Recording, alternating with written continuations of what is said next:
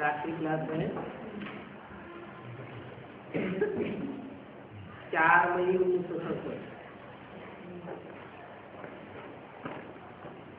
आज तुम बच्चों को थोड़ा ज्ञान और थोड़ा योग पर समझाते हैं। बाद में है ध्यान और दीदार। पहले पहले ज्ञान, ज्ञान माने जानकारी, जानना, जान लिया तो योग, योग अर्थात याद। यह है पहली बात, ज्ञान और योग। उसके बाद है ध्यान और दीदार। कोई ध्यान में शून्य में चले जाते हैं, जैसे रात्रि में सोते हैं तो सुसुप्ति में चले जाते हैं, कुछ याद नहीं रहता। निम्न में चले जाते हैं। कोई को फिर दीदार होता है, कुछ दिखाई पड़ता है।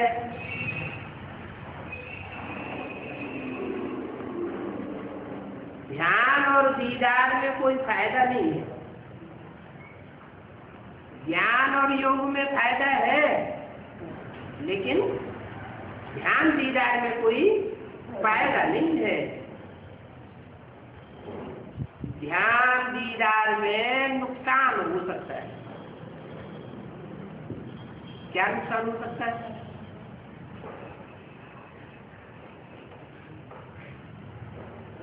मान लो 6, 8, 10 दिन कोई ध्यान में गया तो टाइम वेस्ट हो गया ना, कुछ प्राप्ति तो हुई नहीं। ज्ञान योग में नुकसान नहीं है। ईश्वरीय ज्ञान में कितना भी रमण करते रहो, मनन चिंतन मंथन करते रहो, नुकसान की बात ही नहीं है। कोई कहते हैं बहुत ज्ञान की गहराई में जाएंगे तो डूब मरेंगे। अब बाप क्या कहते हैं और वो गुरु लोग क्या कहते हैं?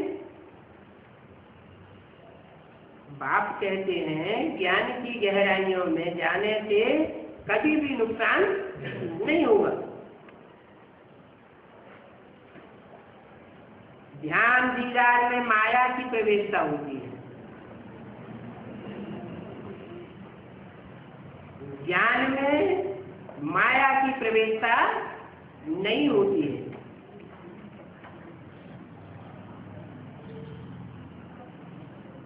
तो ध्यान दीदार बहुत खराब है।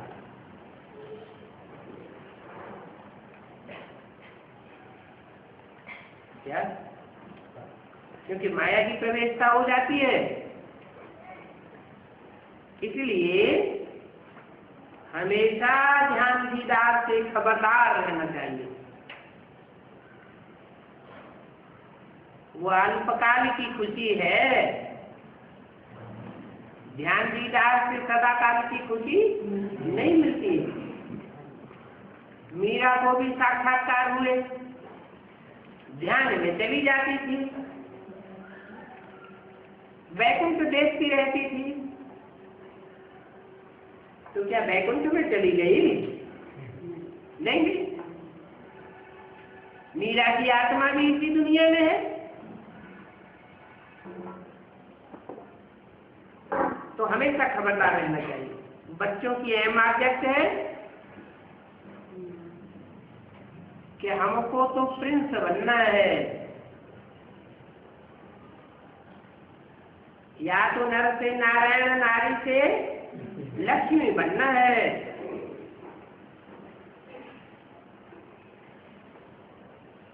बच्चों को समझाया गया है कि भक्ति मार्ग की बातें बिल्कुल अलग है। भक्ति मार्ग में ज्ञान दीदार को भी बहुत कुछ समझते हैं।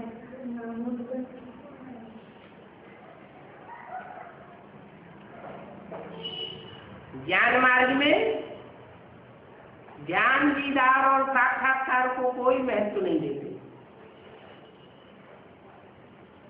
कोई कहते हैं हम भगवान को तब मानेंगे कि साकार में आया हुआ है जब हमको साक्षात्कार हो।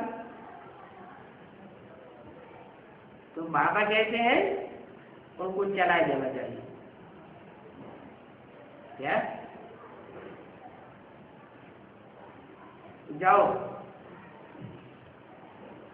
भगवान के ज्ञान को तुम सुनना नहीं चाहते, टीका नेत्र लेना नहीं चाहते, भगवान को कैसे समझेंगे, कैसे जानेंगे?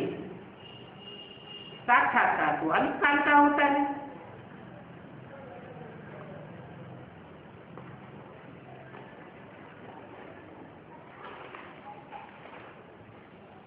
प्रिंस और प्रिंसेस भी पिछाड़ी में बनेंगे। क्या पहले क्या बनेंगे? पहले तो नर से नारायण और नारी से लक्ष्मी बनेंगे। ये तुम्हारा पहला ऑब्जेक्ट है, एम ऑब्जेक्ट। बाद में जो अगला जन्म होगा तो उसमें पहले प्रिंसेस बनेंगे और बड़े होकर नारायण बनेंगे। नर से डायरेक्ट नारायण तो नहीं बनेंगे। तो प्रिंस बनने में ही खुश नहीं हो जाना चाहिए कि हम तो जाकर के प्रिंसेस बनेंगे। ब्रह्मा बाबा को क्या खुशी रहती थी कि मैं जाकर के नई दुनिया में प्रिंस बनूंगा। और बाबा क्या कहते? पिछाड़ी में प्रिंस बनेंगे, इसमें खुश नहीं हो जाना चाहिए। ये कोई कापारी खुशी नहीं है। कापारी खुशी किस बात में है? नर से नारायण जैसे बने और नारी से लक्ष्मी जैसे बने। क्योंकि प्रिंस बनेंगे तो शरीर छोड़ना पड़ेगा, और नर से नारायण नारी से लक्ष्मी बनेंगे तो शरीर छोड़ने की बात ही नहीं। हाँ, शरीर रिजुविनेट हो जाएगा, कंचन काया बन जाएगी, निरोगी शरीर बन जाएगा।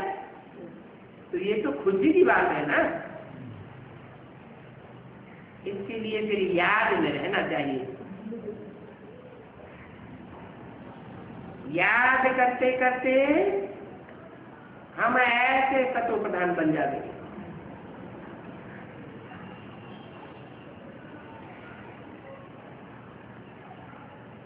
क्या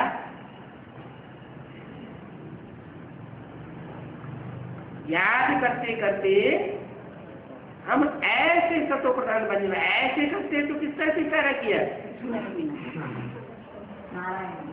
जो लक्ष्मी नारायण खड़े हुए हैं चित्र में, उनकी तरफ इशारा किया। उनके नीचे राधा कृष्ण खड़े हुए हैं। वो पिछाड़ी की बात हो गई। पहले राधा कृष्ण जैसे प्रिंसेस को जन्म देने वाले लक्ष्मी नारायण हो।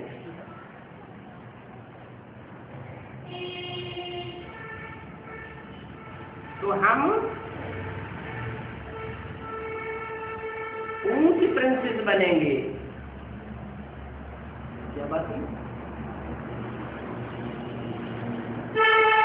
अभी तो कहा प्रिंस बनना, इसमें खुश नहीं होना है।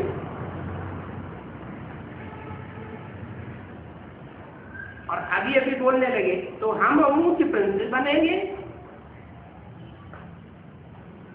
किसने बोला? ब्रह्मा बाबा इंटरव्यू करके बोल दिए। उनकी बुद्धि में तो एडवांस ज्ञान है ही नहीं। बच्चों को समझाया गया है कि भक्ति मार्ग बिल्कुल अलग है और ज्ञान मार्ग बिल्कुल अलग है। जहाँ ज्ञान होता है वहाँ भक्ति नहीं हो सकती, और जहाँ भक्ति है वहां ज्ञान नहीं हो सकता। भक्ति का ज्ञान से कनेक्शन नहीं है।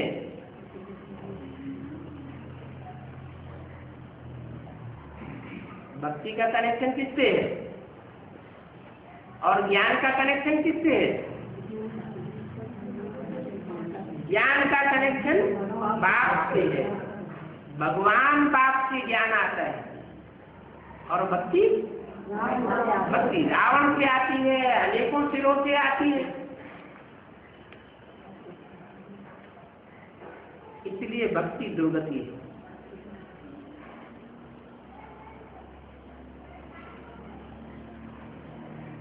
कोई स्त्री है, एक पति है तो कहेंगे सधवा,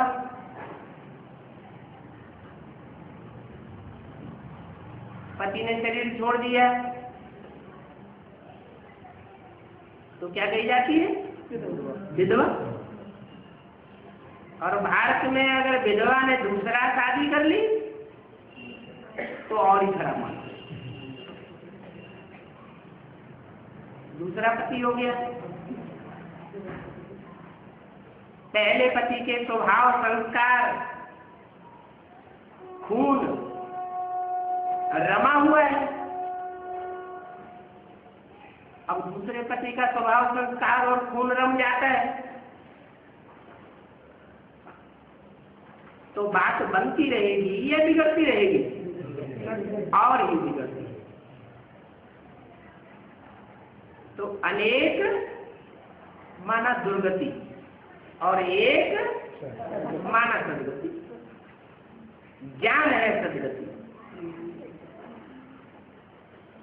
जानकारी सच्चाई की वो है सदगति। इस सच्चाई की जानकारी सच बाप ही दे सकता है। इस दुनिया में झूठ खट है, झूठ की दुनिया में पैदा होने वाले सब झूठे, एक सच्चा बाकी सब झूठे। इसलिए एक सत्यनारायण की कथा गाई जाती है। सत्यनारायण के साथ सत्य लक्ष्मी की भी कथा नहीं गाई जाती।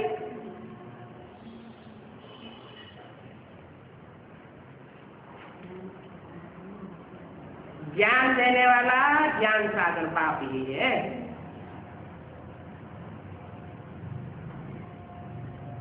कभी यह कहना नहीं होना चाहिए कि हमको ध्यान, दीदार या साक्षात्कार हो जाए।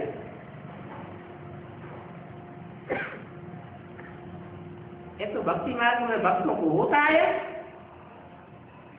क्या? ध्यान, दीदार और साक्षात्कार होता है।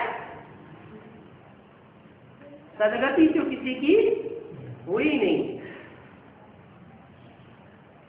तुलसीदास को, सूरदास को, मीरा को, रैदास भगत को साक्षात्कार हुए, ब्रह्मा बाबा को भी साक्षात्कार हुए, सदगति तो हुई नहीं।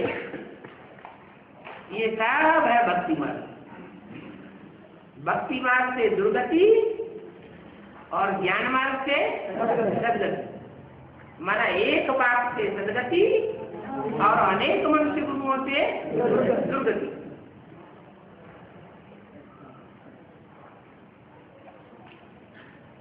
तो जो ध्यान दीदार वाले हैं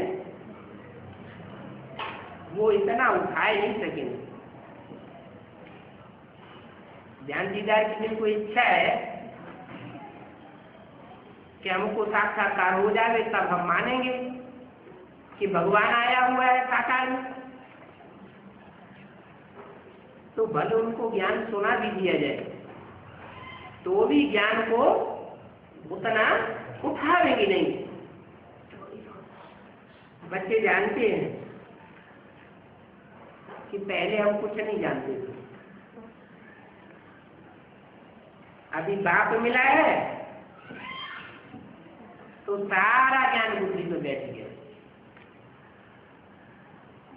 बच्चे जानते हैं पहले हम कुछ नहीं जानते। पहले माने कब? पहले माना जब बेसिक नॉलेज में थे तब इतना कुछ भी नहीं जानते थे, और अभी बात मिला। बेसिक नॉलेज किससे मिलती है? माँ से मिली, तो कुछ नहीं जानते थे। जैसे छोटे छोटे बच्चे प्राइमरी स्कूल में पढ़ते हैं, और वही बच्चे हायर क्लासेस में पढ़ते हैं जाकर, तो टैली करते हैं। ये प्राइमरी स्कूल में तो हम कुछ भी नहीं जानते थे, अब तो हमें बहुत जानकारी हो गई है। ऐसे ही यहाँ पे बेसिक नॉलेज है, वो बेसिक नॉलेज है, हायर नॉलेज नहीं है। ऊंचा ज्ञान जरूर ऊंचे से ऊंचे बात से मिलता है, उस ज्ञान की होती है सदगति। बच्चे जानते हैं कि बाबा ही बच्चों को सब कुछ देंगे। ढेर के ढेर बच्चे हैं, क्या क्या बैठ पूछेंगे।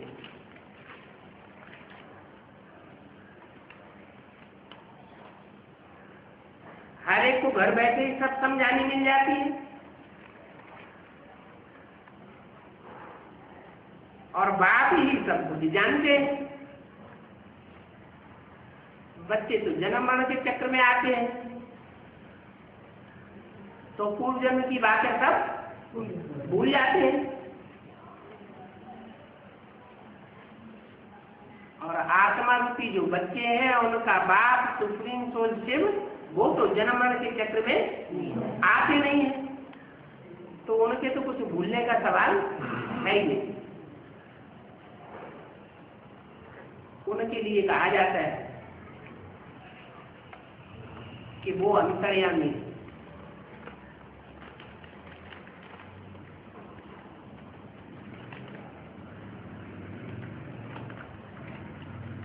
बच्चे कुछ नहीं जानते हैं तो फिर पूछेंगे क्या?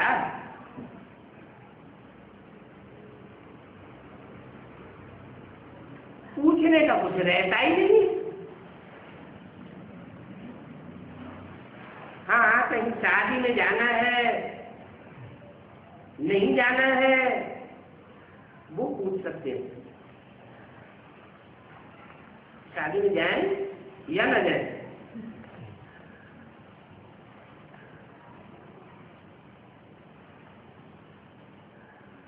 कहीं शादी में जा देंगे, वहां खावेंगे नहीं, तो कहेंगे यहां से भाग जाओ।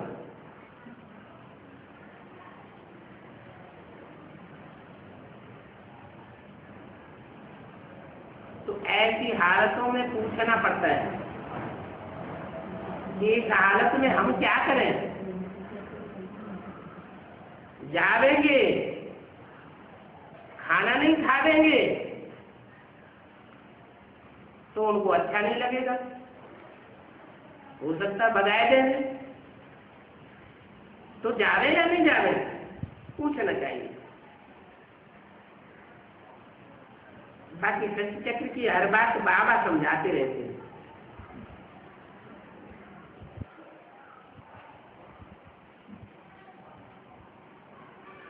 आग पूरी करने वाला एक ही है।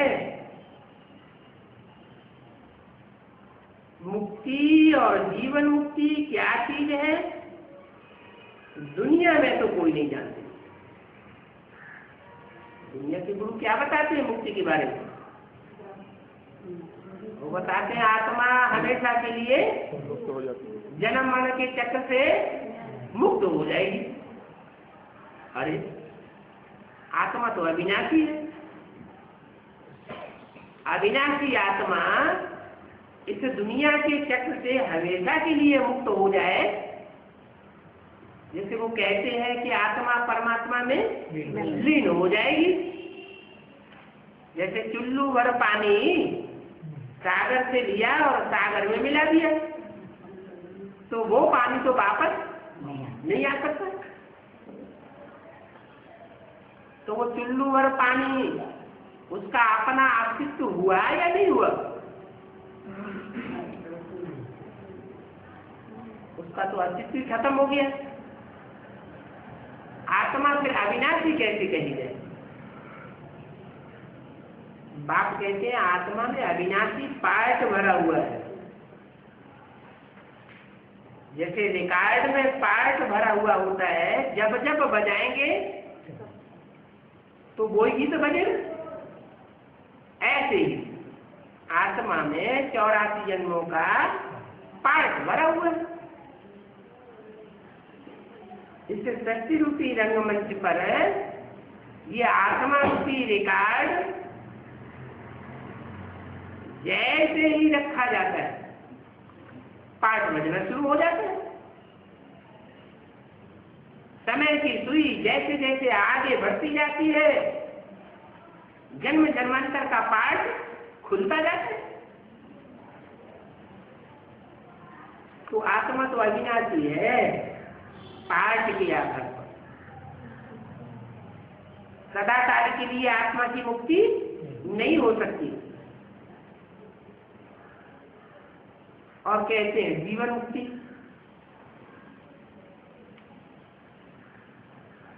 कि जीवन भी रहे और मुक्ति हो जाए सुख दर्दों में। तो भगवान बात याद करके दे रहे हैं। इस दुनिया में कोई गुरु गोसाई ऐसा नहीं हुआ, वो खुद भी मृत्यु को प्राप्त होते हैं, तो जीवन कहाँ रहा? जब जीवन ही नहीं रहा तो मुक्ति की बात ही नहीं। बाप कहते हैं मैं तुमको ऐसी पढ़ाई पढ़ाता हूँ, ऐसा राजयोग सिखाता हूँ कि तुमको शरीर छोड़ने की दरकार ही नहीं। शरीर तुम्हारा निरोगी बन जाएगा, कंचन काया हो जाएगी। आत्मा और शरीर रूपी नैया दोनों का पार ले जाने वाला केवैया एक ही बाप है और कोई भी नहीं। वो ही आकर के आस पूरी करते हैं मुक्ति और जीवन मुक्ति की। तो मुक्ति माना दुख दर्दों से मुक्ति। हजारों साल से मनुष्य गुरुओं ने कितनी पढ़ाइयां पढ़ाई, दुख दर्दों से न खुद मुक्त हुए और न अपने फॉलोअर्स को मुक्त कर पाए। बाप आकर कहते हैं मैं इस संगम युग में एक बार ही आता हूं और एक ही जन्म में सारी दुनिया की मुक्ति और जीवन मुक्ति दे करके जाता हूं। ऐसी कोई भी मनुष्य आत्मा नहीं बचेगी जो कम से कम एक जन्म की जीवन मुक्ति प्राप्त न करे।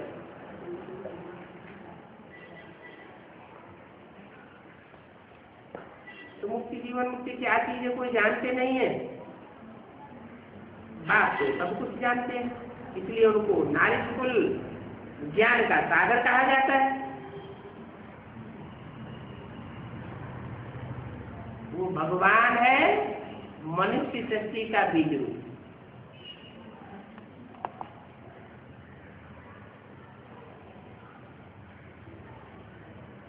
काहे का बीज रूप? मनुष्य सृष्टि का बीज रूप। आत्माओं का बीज नहीं बताया, आत्माओं के झाड़ का बीज नहीं बताया। काहे का बीज? जो मनुष्य सृष्टि है उसका बीज रूप है भगवान का। उनको ही सत्य चैतन्य कहा जाता है।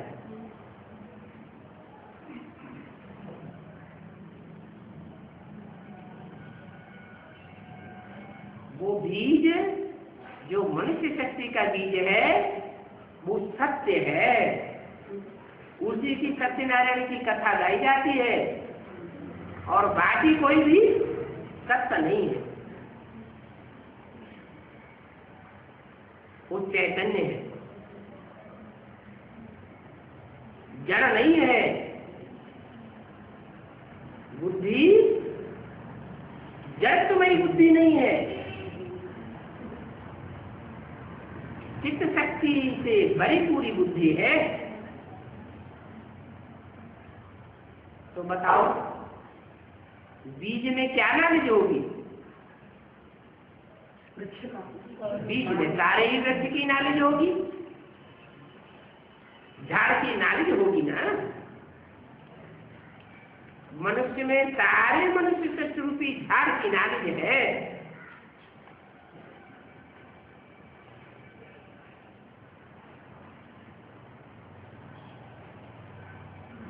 कोई ज्ञान में जाती है, भोग ले जाती है, तो ऐसे ऐसे जो पार्ट बजाने वाली हैं, उन बातों में उनका आशिक नहीं हो जाना चाहिए। क्या? अरे ये तो भगवान के पास जाती है भोग लगाने, इनकी तो कितनी ऊंची पहुंच है, भगवान को दीदार करती है, भगवान से बातें करके आती है। तो कोई समझते हैं ये तो बहुत ऊंची है। लेकिन बाप क्या कहते हैं? उन पर आशिक होने की कोई जरूरत नहीं है, उनको याद तो है ही नहीं। ध्यान दीदार में जाती है, साक्षात्कार में जाती है, तो वहां किससे बात करती है?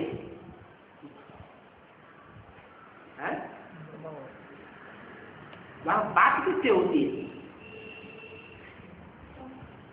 बाप से बात होती है क्या? ब्रह्मा बाबा से बातें करती है। तो ब्रह्मा बाबा भगवान का रूप है क्या? अगर भगवान का रूप होता तो उनका फोटो रखने के लिए भी बाबा मना नहीं करते, ब्रह्मा को याद करने के लिए मना नहीं करते। तो ये कोई याद नहीं हुई,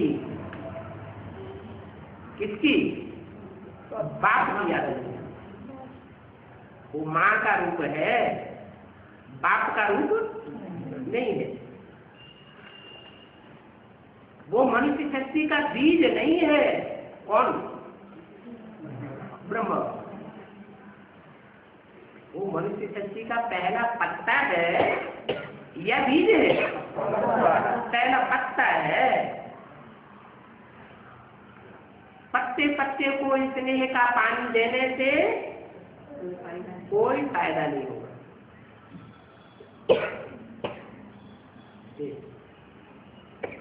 बगीचे का माली हो और बगीचे में जो भी पौधे हैं उनके पत्तों को पानी देता रहे और जड़ों में पानी न दे, तो फायदा क्या होगा? कुछ भी फायदा होने वाला नहीं। जैसे आज की दुनिया में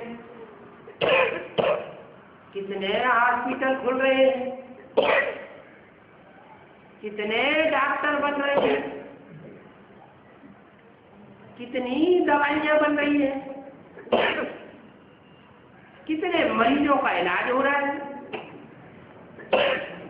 लेकिन बीमारियां और ही ज्यादा बढ़ रही है।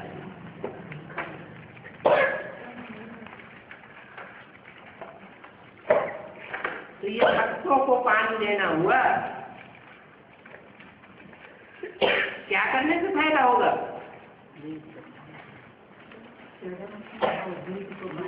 जो बीज है, सारी मनुष्य शक्ति का बीज है,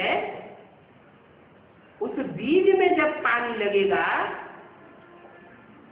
स्नेह का जल लगेगा, तो सारी शक्ति रूपी झाड़ सरसब्ज हो जाएगा। तो क्या करना है? तो करते नहीं, जो नहीं करना है वो ही करते जाते हैं। तो दुनिया का उद्धार होने वाला नहीं है। विकर्म तो विनाश हो ही नहीं सकते। पत्ते पत्ते को पानी देने से पाप कर्म भस्म नहीं हो सकते। पाप कर्म तो तब ही भस्म होंगे जब मनुष्य शक्ति का जो बीज है उस बीज में सुप्रीम सोल बाप मुकर्रर रूप से प्रवेश करते हैं, उस स्वरूप को पहचान करके और उसको याद करें, इतने का पानी दे तो विकर्म विनाश होंगे, पाप कर्म भस्म होंगे। जो भी मनुष्य मात्र हैं तो दुनिया में सब पाप पुण्य करने वाले हैं। कोई ऐसा मनुष्य है, कोई ऐसी मनुष्य आत्मा है जो कभी पाप न करती हो?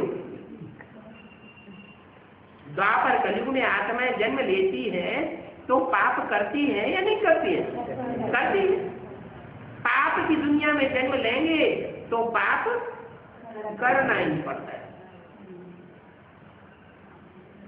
तो सारी मनुष्य आत्माएं 500-700 करोड़ मनुष्य आत्माएं सब पाप आत्माएं बन जाती। पाप की दुनिया में सब पाप आत्माएं, तो उनको याद करने से पाप कर्म भस्म होंगे क्या?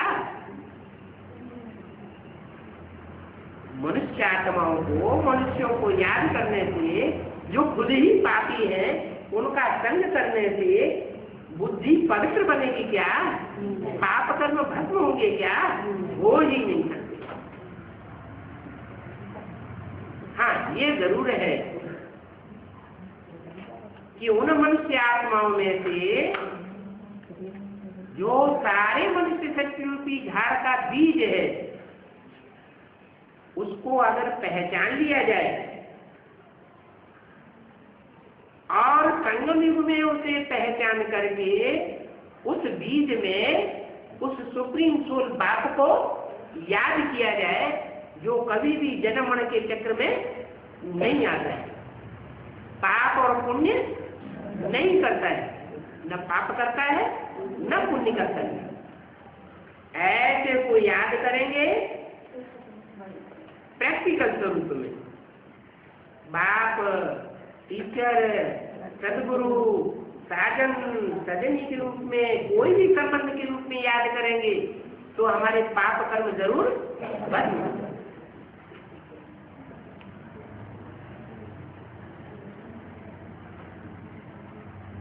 तो देखो, ध्यान दीदार में पाप कर्म भस्म नहीं हो सकते। बाबा के ज्ञान की पॉइंट्स भी नहीं सुन सकते ध्यान दीदार में जाने वाले।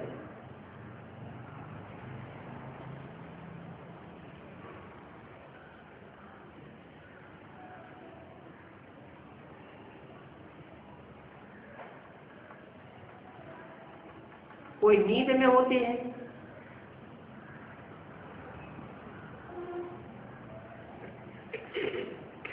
तो नींद में तो याद होती नहीं।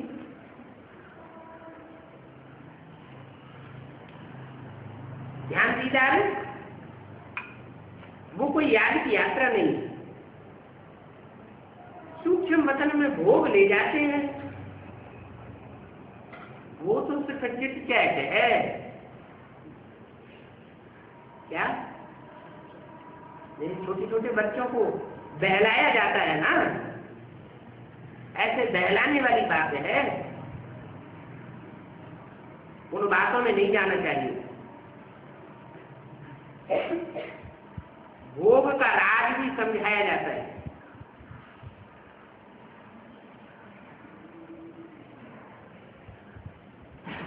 आत्मा कोई आती है, रोती है, क्योंकि मेहनत नहीं की है तो पछताना होता है कि हमने तो पुरुषार्थ नहीं किया, हमने वर्षा तो लिया ही नहीं और ही वर्षा हमने गुमा दिया। जीवन रहते ही तो पुरुषार्थ कर सकते हैं। जीवन ही खत्म हो गया, पुरुषार्थ पूरा हुआ नहीं, तो वर्षा गुम हो गया।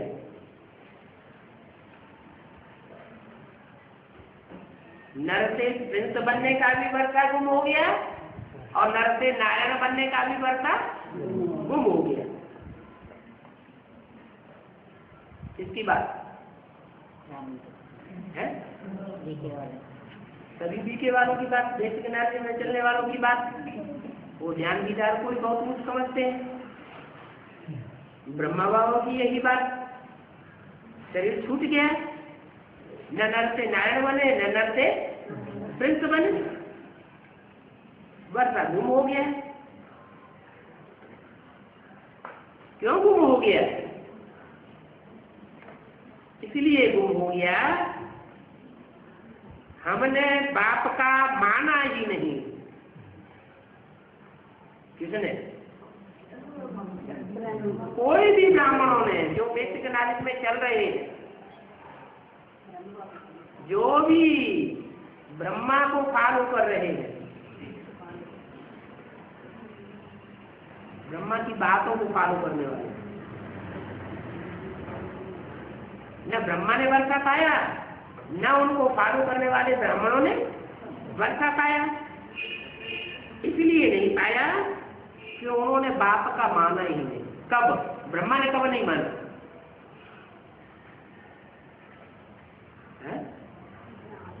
अरे माने तो तब जब बाप को बाप के रूप में पहचाने।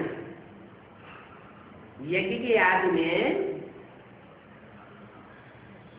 सब गुरुओं के पास घूमे, बड़े बड़े विद्वान पंडित आचार्यों के पास घूमे, बनारस में गए,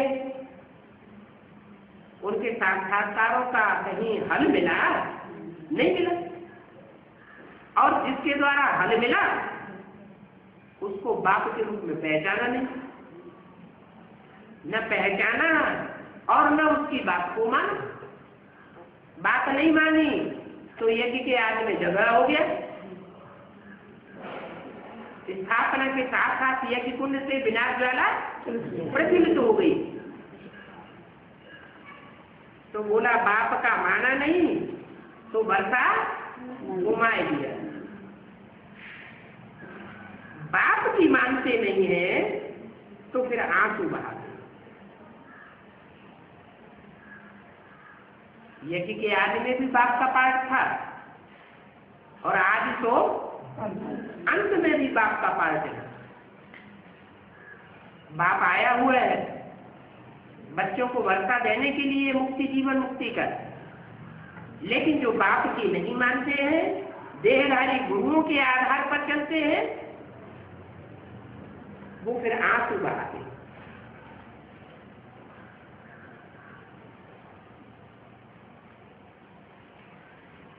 चाहे वो बड़े बड़े ब्रह्मा कुमार क्यों न।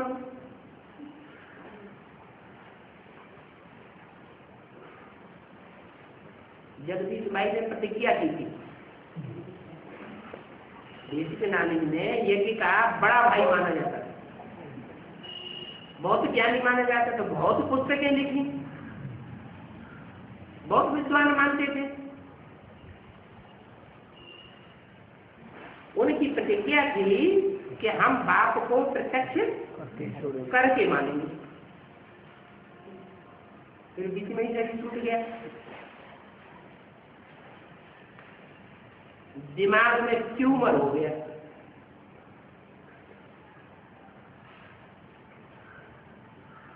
क्या कारण हुआ है? बाप आया और बाप की बात मानी नहीं, बाप को पहचाना नहीं और ही उल्टी पढ़ाई पढ़ाना शुरू कर दिया।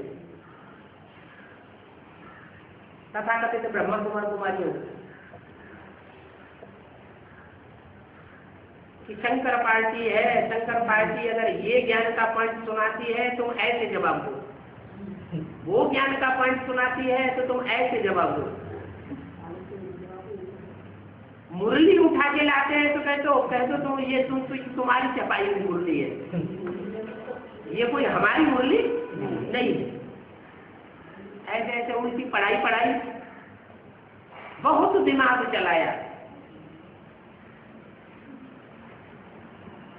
एडवांस ज्ञान का कितना अपोजिशन कराया,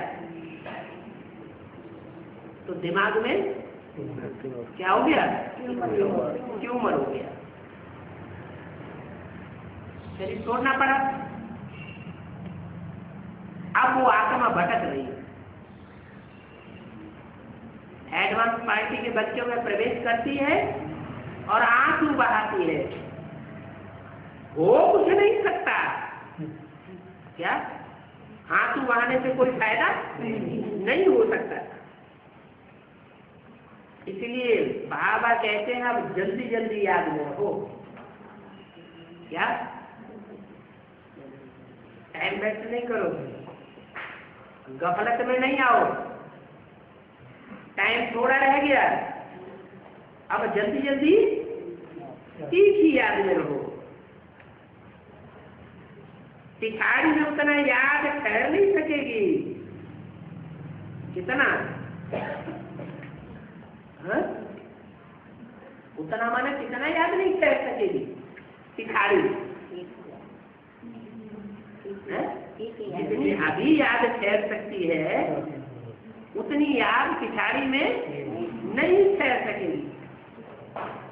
क्यों नहीं ठहर सकेगी? चारों तरफ दुनिया में हलचल हो जाएगी, मारा मारी की दुनिया, खून खराबे की दुनिया होगी। उसमें कोई याद की प्रैक्टिस को बढ़ा नहीं सकेगी। जिसकी जितनी प्रैक्टिस हो गई उतनी ही रह जाती।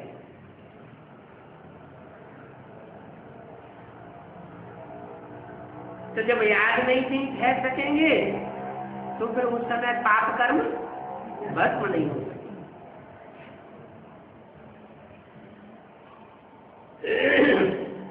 और ये खिटपिट की अफसोस की बातें होती रहेंगी।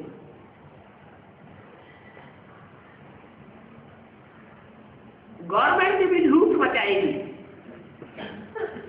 क्या गवर्नमेंट लूट मचाएगी? अभी भी देखते हैं,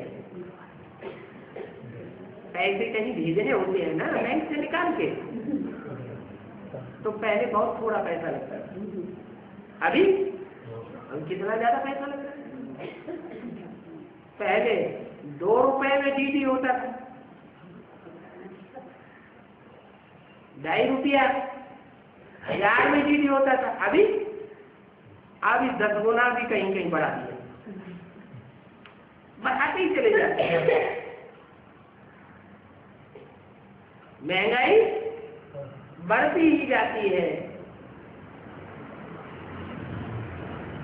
पहले बैंकों में भी ब्याज ज्यादा देते थे और अभी ब्याज कितना कम कर दिया, तो पब्लिक को लूटना हुआ ना।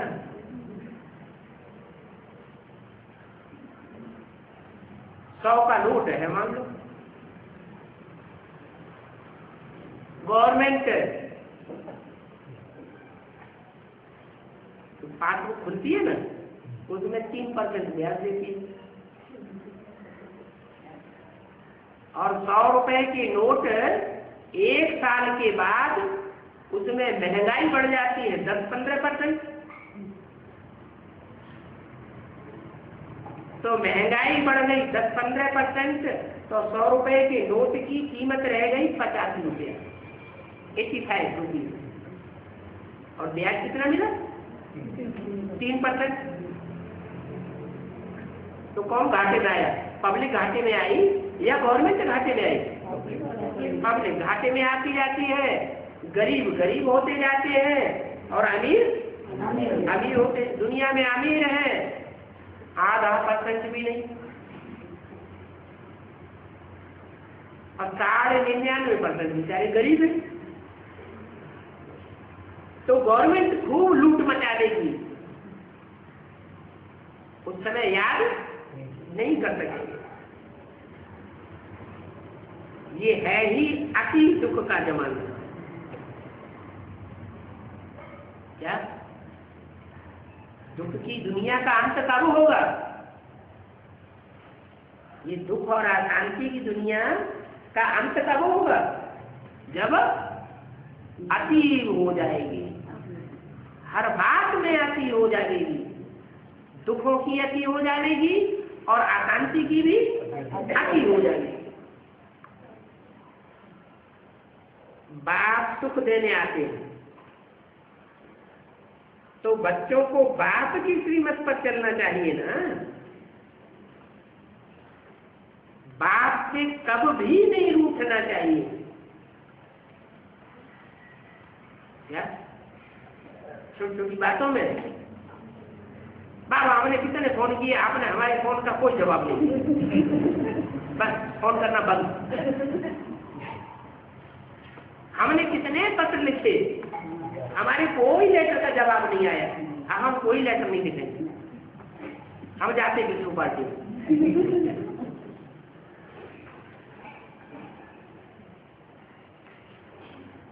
बाप से कब नहीं उठना चाहिए, पढ़ाई नहीं छोड़नी चाहिए। जो बाप से रूठ जाते हैं, बाप की पढ़ाई छोड़ देते हैं और मनुष्य गुरुओं की पढ़ाई पढ़ने लग पड़ते हैं, उन जैसा कमबख्त कोई होता ही नहीं। क्या कैसा वक्त? कम वक्त, माने उनके पास पुरुषार्थ करने का वक्त ही नहीं था। सारा वक्त गंवाई दिया, मनुष्य गुरुओं की मत पर चल पड़े।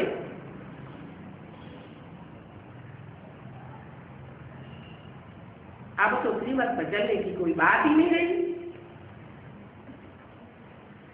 बुद्धि में आना चाहिए, भगवान पढ़ाते हैं, हमको 21 जन्मों का वर्षा देते हैं। ऐसे बाप को भी छोड़ देते हो।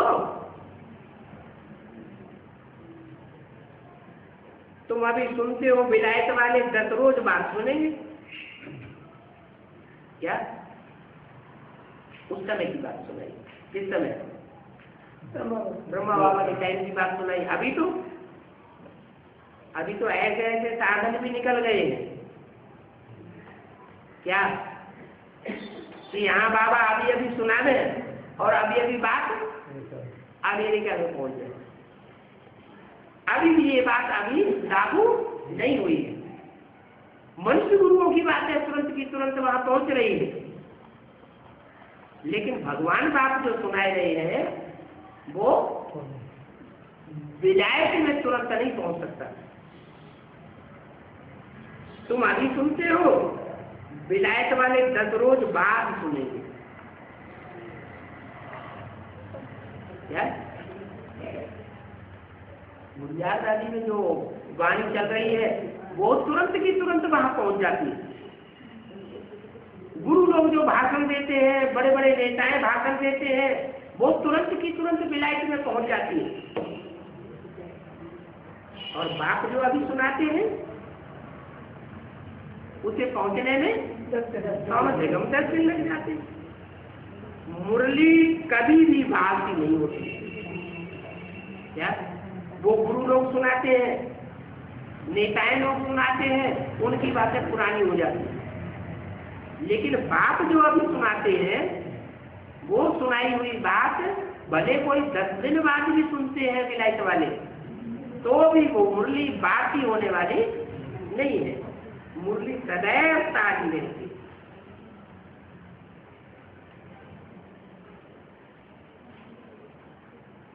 मुरली पढ़ी नहीं है, बहुत दिन से मुरली नहीं पढ़ी, तो भी बात ही नहीं है। 5 तारीख की मुरली उनको 15 तारीख को मिलती है विलायत वालों को, तो भी मुरली बाकी नहीं है। माना जो मुरली जब भी हम सुनते हैं तो वो मुरली की बातें हमारे जीवन में उसी समय लागू होती है। बच्चे अनुभव करते हैं कि हमारी समस्याओं का समाधान मुरली में उसी समय आ जाता है। तो ताजी हुई या बाकी हुई? बच्चों को कोई ऐसी करतूत नहीं करनी चाहिए जिससे कोई को घृणा आए।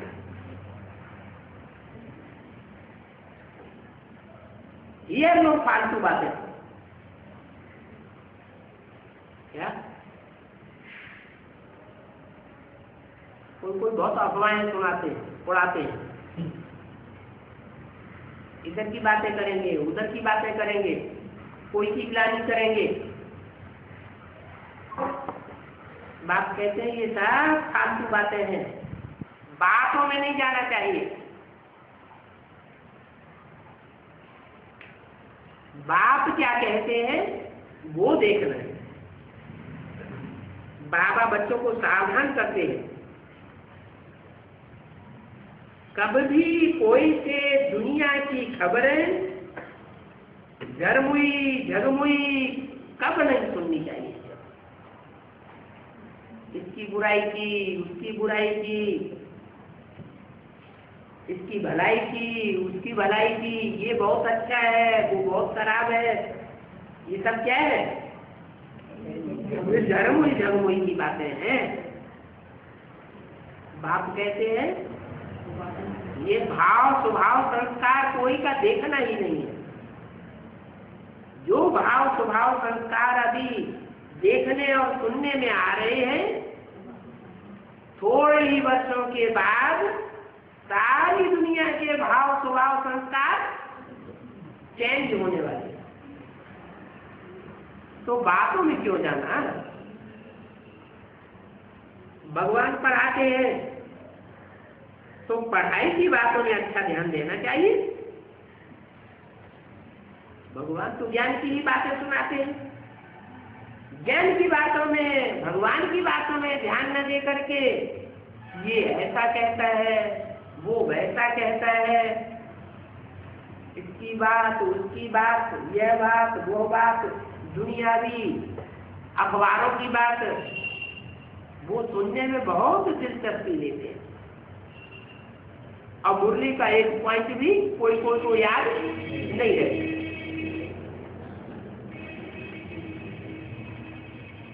बाप कहते हैं ये भी कब ख्याल नहीं आना चाहिए कि हम शिव बाबा को देते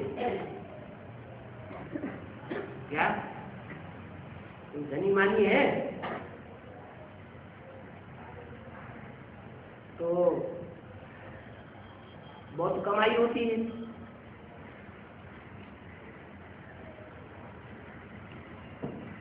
लाख 2 लाख दे दिए,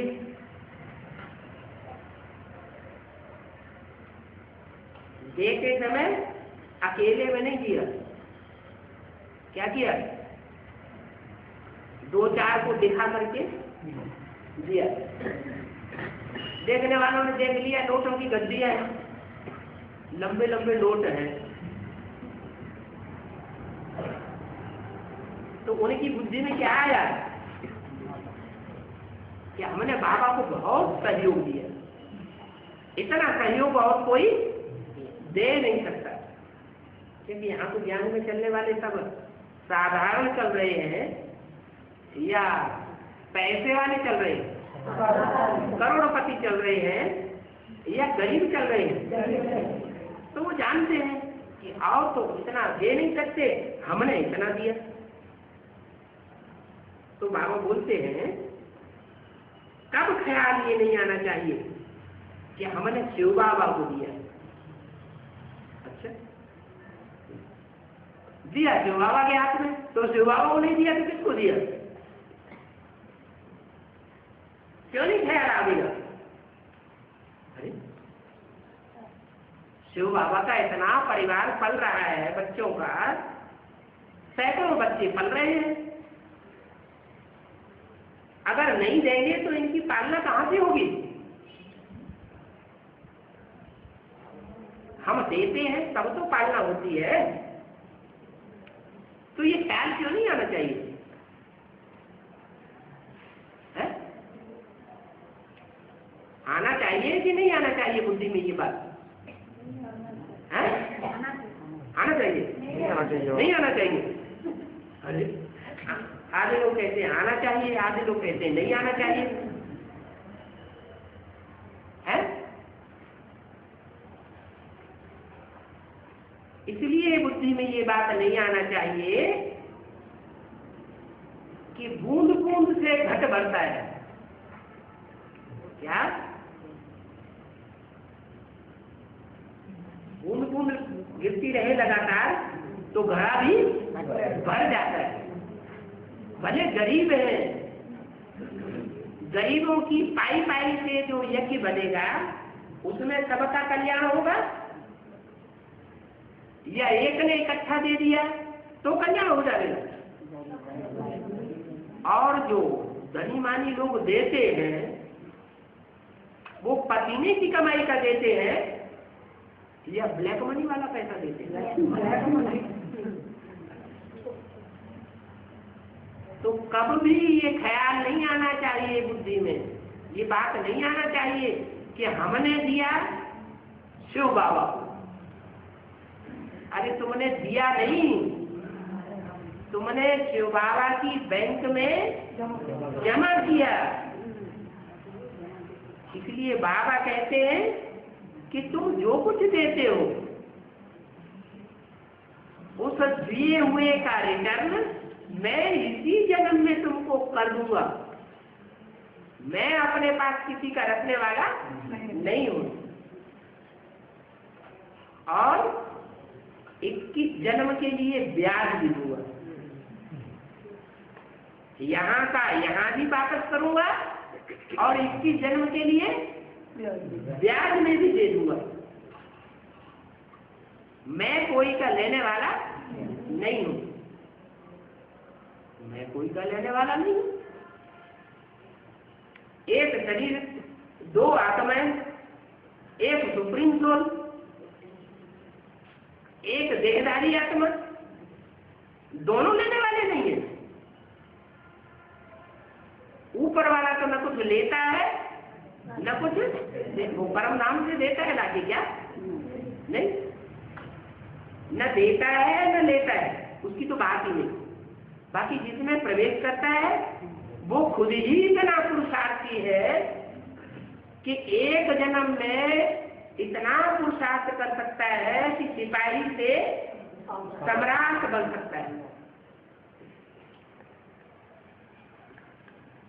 तो वो किसी से क्यों लेगा? लेगा जो इतना खुद ही पुरुषार्थी है वो किसी से क्यों लेगा? हाँ, मुरली में बोला है, क्या बोला है कि जो देना है वो शिव बाबा को देना है।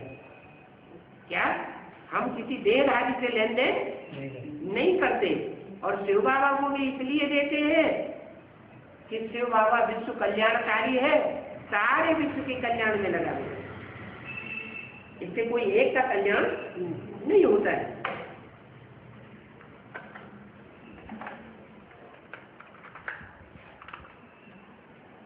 तो कभी ख्याल नहीं आना चाहिए,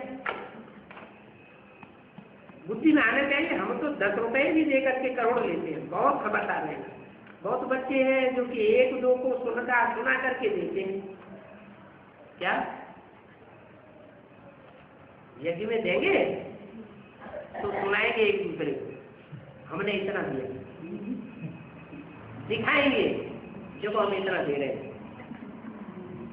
हम ये देते हैं। तो बाप कहते हैं उनके दिए हुए की ताकत निकल जाती है, क्योंकि अहंकार में आकर के दिया।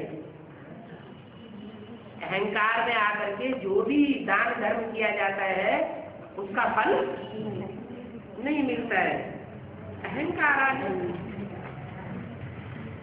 अरे बुद्धि में आना चाहिए, हम तो शिव बाबा से बहुत लेते हैं, अभी नहीं लेंगे तो विनाश सामने खड़ा है, बाद में सब मिट्टी मिल जाएगा। क्या किनकी दबी रही धूल में किनकी राजा खाए, किनकी ले जाएंगे चोटा और किनकी आग जलाए, किसी का कुछ भी नहीं रहेगा, अभी चाहे जितने भी बैंक बैलेंस भरते रहे। तो इससे तो अच्छा क्या है, इससे तो अच्छा बाबा की यज्ञ में स्वाहा कर लेना। तो क्यों नहीं एक्सचेंज कर ले? बाबा ये हम आपको देते हैं सत्युग में लेने के लिए। क्या आपको नहीं दे रहे हैं, आपको देते नहीं है। किस लिए देते हैं? बैंक में कोई पैसा जमा करता है तो जो बैंक का मैनेजर है वो तो उसके ऊपर चढ़ जाता है, हमने सबको इतना पैसा दिया। दिया किस लिए दिया? कि तुम्हारा पैसा सुरक्षित बना रहे, इसलिए दिया ना। ये भी बाबा की बैंक है, बाप तो दाता है ना। तो बच्चों को ऐसा कब नहीं सोचना चाहिए कि हमने दिया। ओम शांति।